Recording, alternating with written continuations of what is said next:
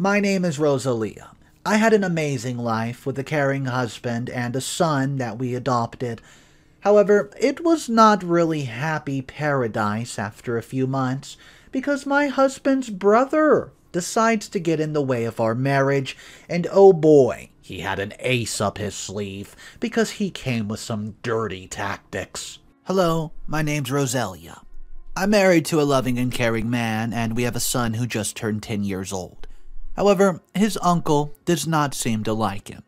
Romero was like my best friend until Lucas was born, and we became strangers in a house. My friend, who also is my surrogate, has left my life since Lucas's birth. Somehow I think it's a good thing, and sometimes I feel like I deprived her of her son. Let me tell you the story from the beginning. I met the Johnsons when I was 23 years. I'd applied for an internship at their firm, and I've always been passionate about fashion. And their company was famous for that. They were a very respected family, and every girl was dying to be Benjamin's wife. But I felt otherwise, as I found him arrogant and narcissistic. Benjamin was the head of the company. We all feared him as he was serious all the time. I started thinking that maybe it's the reason he's so prosperous. All the candidates gathered around as it was the day to announce who gets to stay and work for the company. 3 candidates were chosen, and amongst them was Emma, me, and some other dude. I was so proud of myself, and I felt like I've done it in life.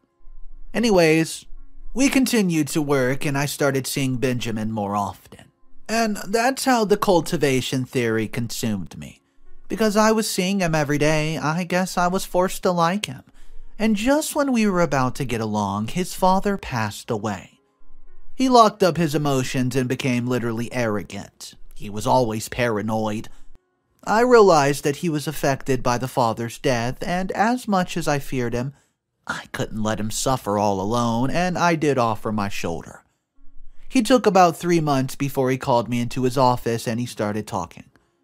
I don't know how you were able to see what was inside of me, but it's eating me alive.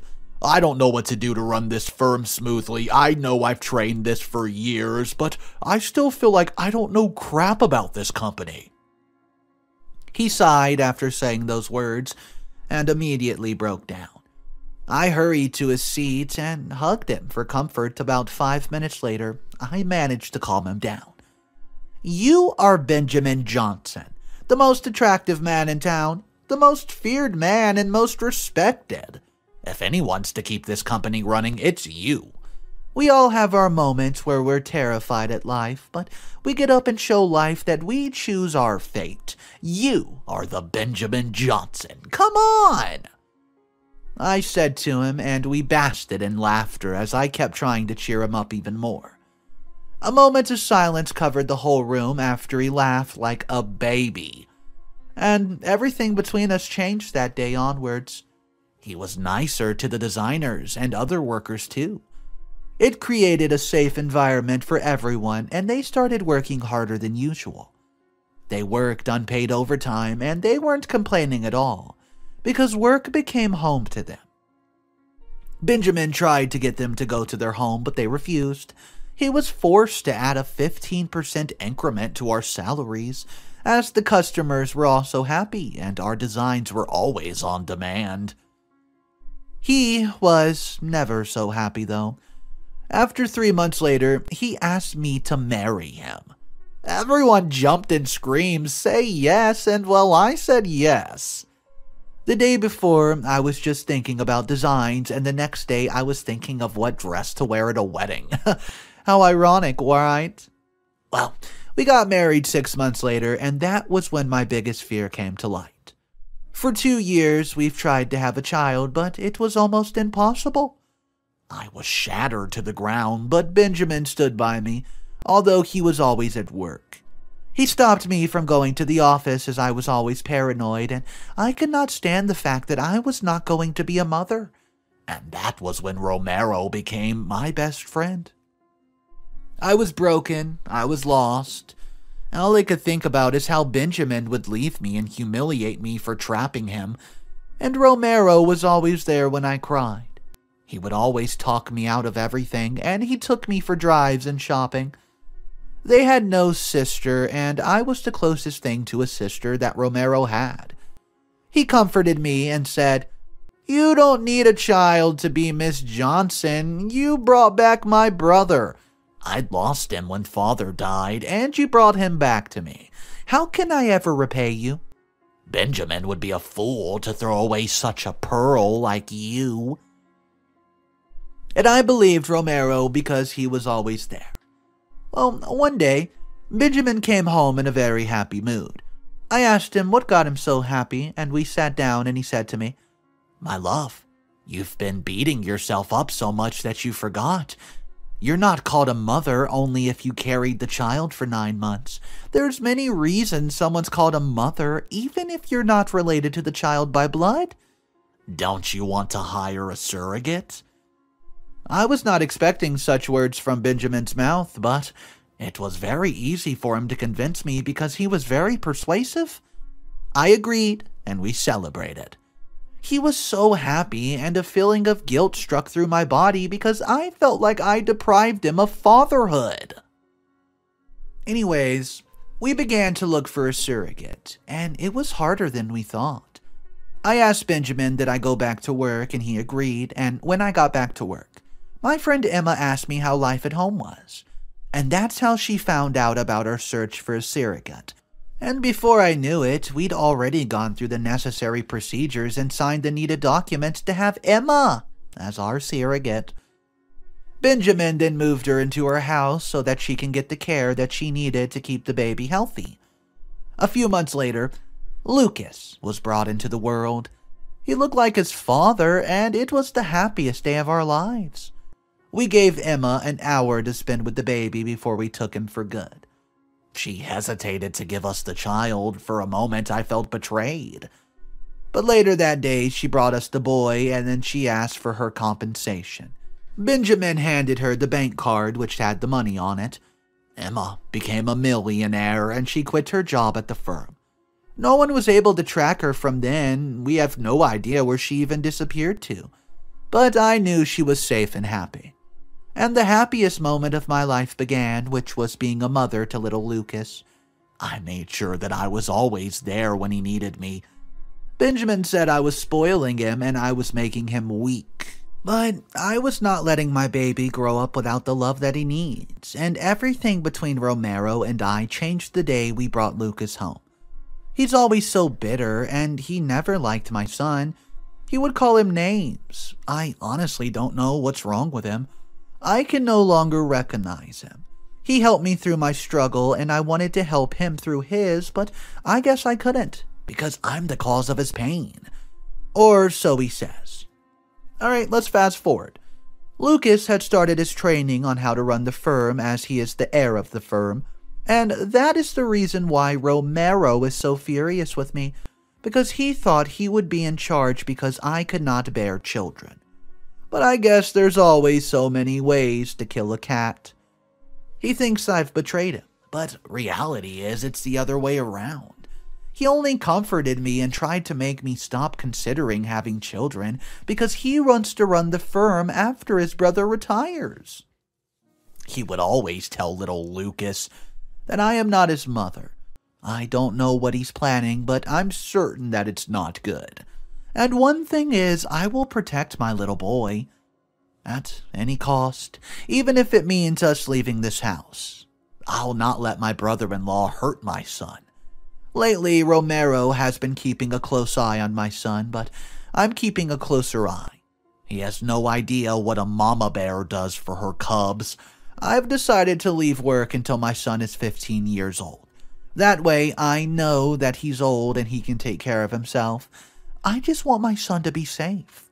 And I know Benjamin thinks that I'm spoiling him, but I'm just doing what any mother would do. As much as children change our lives, they do make the moments magical. We've argued about this for so long, Benjamin and I. He says that he was raised in a different way, and it's what got him to be successful in life. He was trained to be strong and arrogant, but I'm not going to allow my son to be raised into a monster.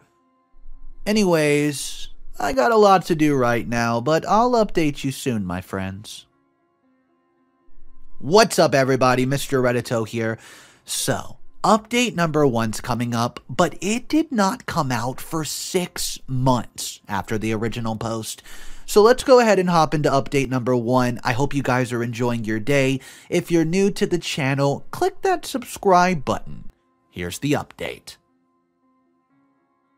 Hey guys, it's been 6 months. I apologize. So I think I know what my brother-in-law's trying to do.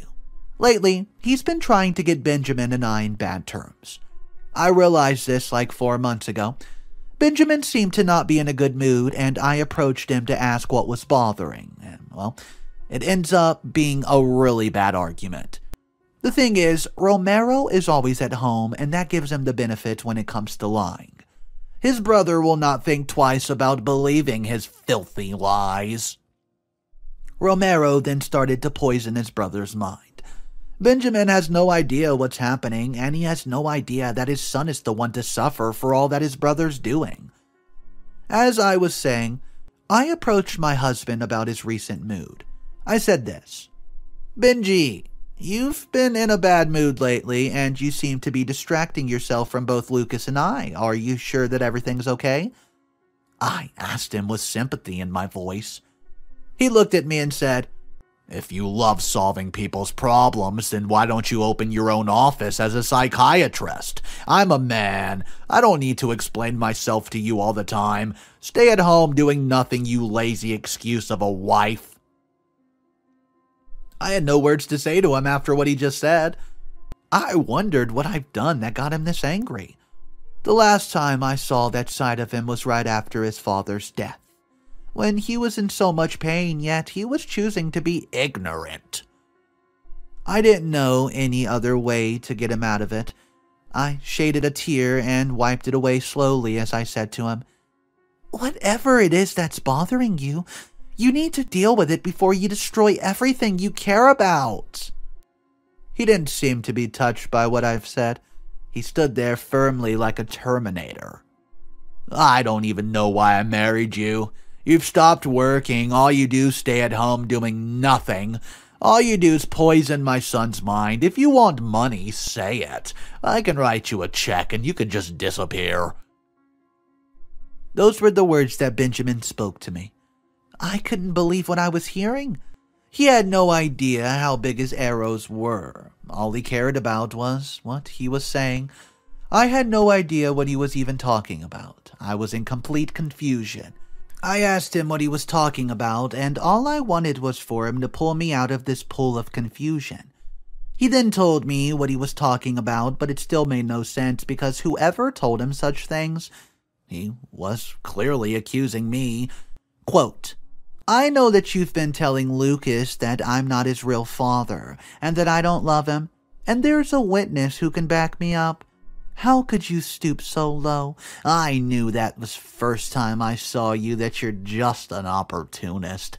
But I didn't know what you could just use a small little child to carry out your plans. I'm disgusted of you right now." Benjamin continued saying to me, and it was hurting even more because he called me names and I had no idea why.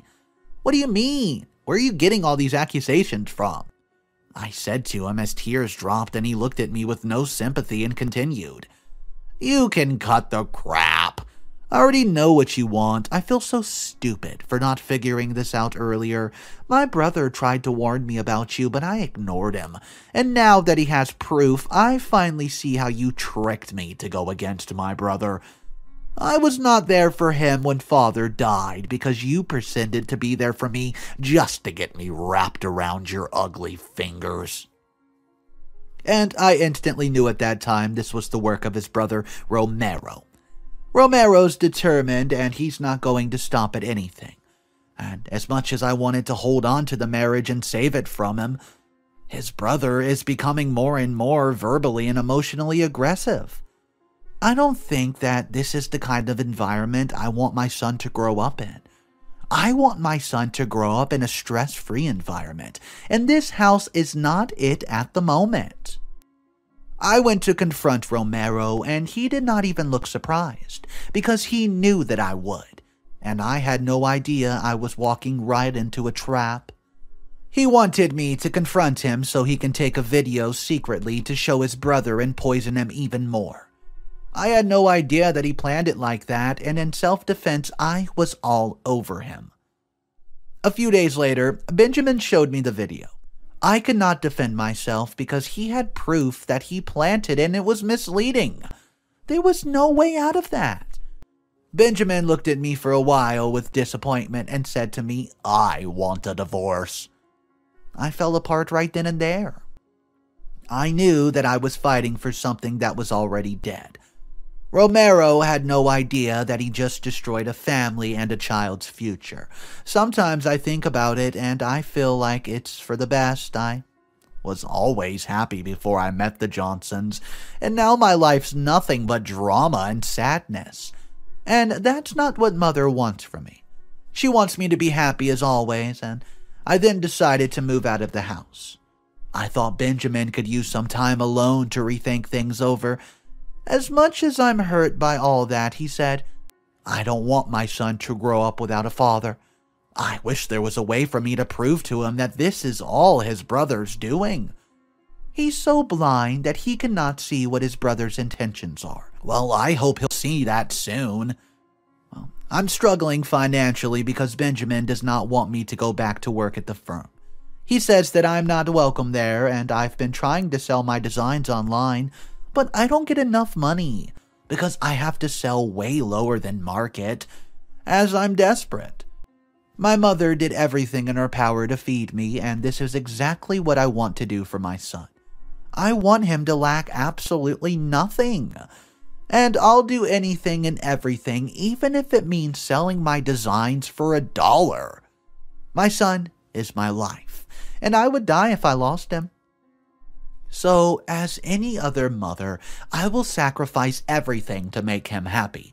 We've been staying in a small room that I've been renting for 3 months, and Benjamin has only been here one time to visit his son. I'm worried that he's depriving little Lucas of fatherly love, and it might affect him later in life. A child needs love from both his parents in order for him to grow into a loving and respectable young man. At least, that is what I believe, because it is what my father taught me, and it's what my parents did for me. Update number 2, 2 weeks later. Benjamin came by 3 days ago with divorce papers. My biggest fear is coming true, and I don't know why I'm so scared. I'm not surprised that he's asking me for a divorce. I'm just wondering why he took so long. This marriage was over 4 months ago. Benjamin barged in like he owns the place, and he threw me the papers. I asked him what the papers were for, and all he said to me was, "I want them signed by tomorrow." I think he forgot that he was in my home. Although it was just a room, that was not his company where he could just command people to do things that he wants. So I say, "This is not your workplace, and where you just command people and they dance to your tune without questioning you. I'll think about it." I said to him in anger, and he looked at me, chuckled in sarcasm, and said, "You already failed to give me a child. Then you failed to squeeze money out of me. And now you want to try to hold me into this marriage against my will? You've got to be ashamed of yourself. If you still have a little bit of dignity left in you, then sign those papers and set me free. And by the way, I'll still stay with Lucas after we get officially divorced. He is the heir of our firm, and besides, he only has my blood. He's not even your son, technically." Well, if you dare try to challenge me to his custody, you'll be sorry, because I will not consider that you were ever my wife. I wonder if he even looked at me like he said. How could he be so blinded that not even the love he has for me will turn him around? People say that love makes you strong, but they're also so wrong, because Benjamin's about to divorce me, and not even our love will stop it. One thing Benjamin does not know is that he's not the only one who's passed in this past 3 days. Romero came by here. I went to jump on him and break all his bones, because all this happening is because of his selfish self. And guess what he came here for?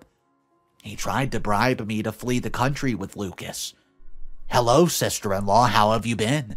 This place is quite small for someone like you, and I could help you get that life that you truly deserve. Romero said to me with a smile on his face. I was in total confusion. What do you mean by that? You stole my life, and now you're saying you want me to help you get a life I deserve? What can you possibly do to change Benjamin's mind? I asked him, and he chuckled as he continued. Oh, my sweet sister-in-law, I'm not talking about getting you and Benji back together. All I did was show you that my jerk of a brother does not care about anyone else but himself. Take this. This is a check. Take your son and leave the country. You can start over with your life, and your son will not lack a thing. He took out a check and looked at me and smiled. He was clearly threatened by my son's presence, and he wanted him gone. And it was then where I decided to fight back. I'm tired of Romero ruining my life like he's the owner of it. I decided that I will not sign the divorce papers. If Benjamin thinks I do not have dignity, then so be it. I will not let Romero get away with everything. My son deserves love. He deserves to be loved by his father, and he deserves to have his parents in his life. I refused his check, and one other thing I refused is for him to bully me. And he has no idea what is coming to him. I manage to take a video of him bribing me. At least if I don't get my husband back, I'll get my son's father back. Well, he is the heir of the Johnson Empire, and he deserved to be respected. I'm running out of money, and it's scaring me. I don't want to be a bad mother, although Benjamin fought to keep Lucas with him. I fought back to leave with him, and now I feel like a selfish person because I wanted to leave with the child without even thinking about the expenses. And now that I'm running out of money and my designs are no longer being bought, I'm now considering things I was supposed to think about before dragging my son into this nightmare. Well, my poor son is suffering. I can't ask Benjamin for money at the moment because if my plan doesn't work, he'll use it against me in court and I will lose my son forever. And we can't just go back home. I'm not going to give him the pleasure in the thought of me being weak. At least now I know my brother-in-law's weak spot. And that means that he's the weak spot of Benjamin's at the moment. And the probability for this plan to work is at least 75%. They will not see this coming, and as much as Benjamin broke my heart, I almost feel sorry for him. He is in complete darkness. He has no idea who's genuinely on his side, but what can I do if he chose to believe his brother? I'm doing this for my son, and I don't care how this will affect Benjamin. I chose my son over everything else. Nothing else matters, not to me right now, than my son just getting the best life. Guys, Mr. Reddito here. I have some pretty crazy news about this story. Nobody updated that for 3 years. That's right, this post came out around 2020. Everyone in the comments section thought that maybe OP just disappeared with her son after she accepted the check. Well, here is update number 3, just a little over 3 years later. Wow, time flies quite quick, doesn't it? It's been 3 years since my last post, and it feels like it was just yesterday when I was telling you guys about my marriage problems. Let us take a step to where the last update stopped. So, I sent Benjamin the video of his brother bribing me. It tore him apart. It took him months to believe it. And it was then when I realized that Benjamin will forever be my one true love. I was shattered even more to see him in pain. I sent him the video with the caption that explained what his brother was doing behind his back. He thought I was lying until he confronted his brother. Romero was so shocked to see the video, he could no longer lie to his brother because he had solid proof, and not just words to back him up. But Romero is oh so manipulative that he managed to get away with it. 3 months after I sent him the video, he came by my place. I was extremely broke and there was only food for Lucas and I was sleeping on empty stomachs. "Oh, Rosalia, what's happened to you? You look so pale. Are you okay?" Benjamin said to me with pity in his eyes. "I'm fine. Are you here for the divorce papers? Let me go get them, and I'll not challenge you. You can have Lucas." I said to him softly as I didn't have the energy to even open my mouth. I've not eaten in 3 days straight, and I really felt weak. No, I'm not here for the papers. I came to apologize," he said to me right before I passed out. The next thing I knew, I was waking up in a hospital bed. They said my sugar was really low, and when I regained consciousness, they were there, my 2 favorite men, Benjamin and Lucas. I was happy to see them, and it looked like Lucas had already told his father that he had not seen me eat in a long time.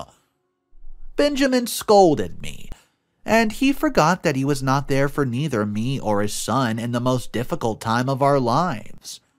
He insisted me to tell him the truth, and after I did, he was full of tears as he continuously apologized for neglecting us like that.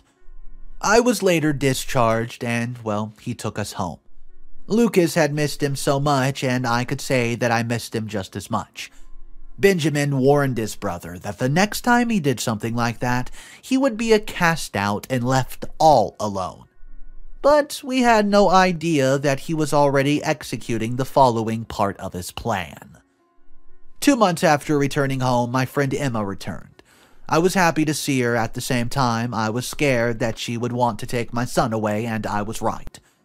She invites Benjamin and I to dinner, and when we arrived at the restaurant, we were all ordered and started chatting. "So, how's life, Emma? Why are you back? You disappeared on us and then boom, you're back again."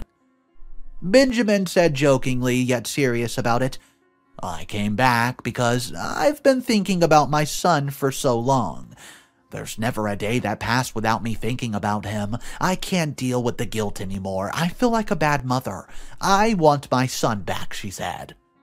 "I already abandoned him, but I'm here to make things right now," Emma said to us with guilt filled with her eyes. I was torn apart. I did not think Emma knew the definition of surrogacy. She might have been the one who gave birth to that child, but he is nothing to her. He's my son. The feeling in me was the exact feeling in Benjamin. So Benjamin said to her, "Emma, are you serious right now? If you need more money, we can give it to you, but you cannot mess with us like this. Name your price and I'll write you a check right now." Just when things were going well in our lives, then someone else showed up to ruin it. But this time, it was easier to deal with the problem because Emma was too easy to penetrate into her head. We threatened to sue her because we signed legal documents to support us in such a situation. My husband pretended to make a call to our lawyer, and she was scared. I was laughing in my mind every time I think of her scared little face. That's the point when she confessed to us. 2 weeks ago, Romero contacted her and asked me to come home to take your son away. He said that your son was a threat to him as he is the next heir, and he can't allow it. He's the one who deserves it. He promised me a share of the business if I take him away, so please forgive me. Don't sue me, please. I was just doing what I was told. If you were me, you would also do it. Well, I felt sorry for her because she was easily manipulated by Romero. I've never seen Benjamin so angry. He wrote her a check and told her to disappear for good.